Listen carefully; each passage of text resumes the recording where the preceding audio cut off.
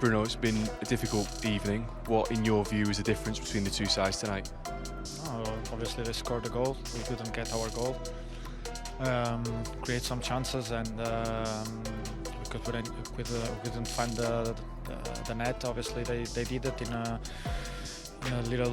in a cross where we were. I think we defended very well in the first half. We didn't give many chances away. They had some corners, but the main thing in football is scoring goals, and they did score today, and we didn't.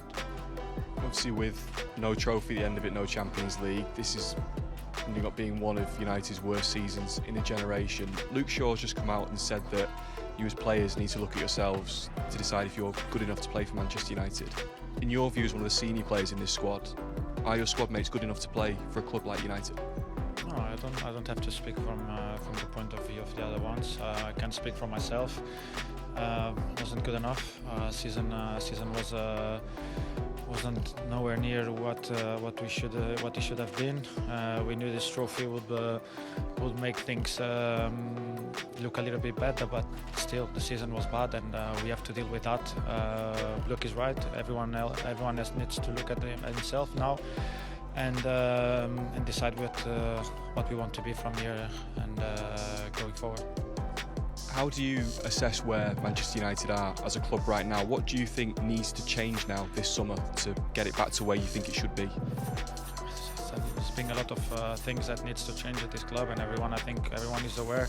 It's not for me to point the changes that have to be done. I can't make that change. So anything that I say wouldn't make any difference here.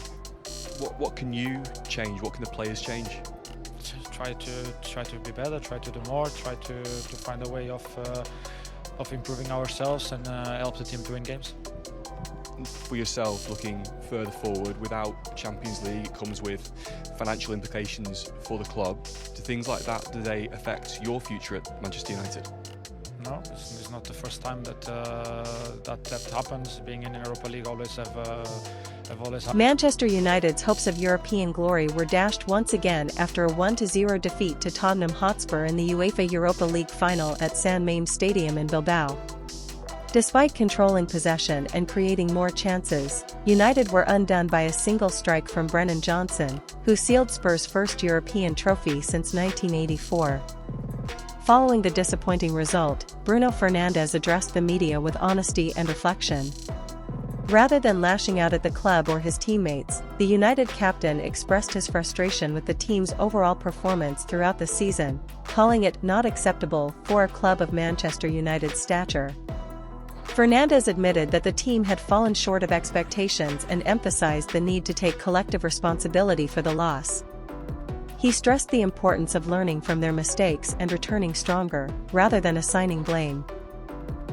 His comments showed maturity and leadership in the face of yet another disappointing chapter in United's recent European history. One of the most talked about aspects of Fernandes' interview was his unwavering support for manager Ruben Amorim. With speculation swirling about the coach's future after a rocky start, Fernandes stood firm in his belief that Amorim is the right person to lead the team forward.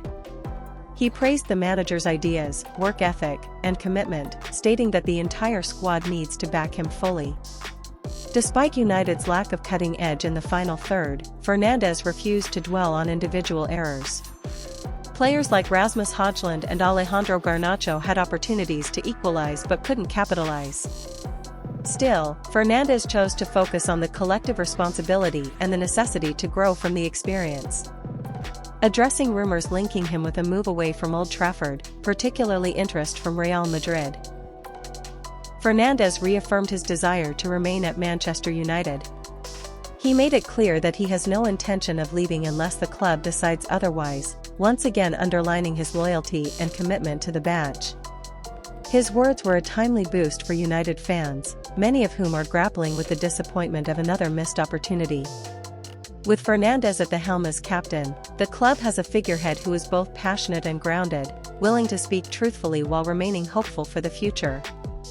As the dust settles on another tough European night, attention will turn to the summer and what reinforcements the board might provide.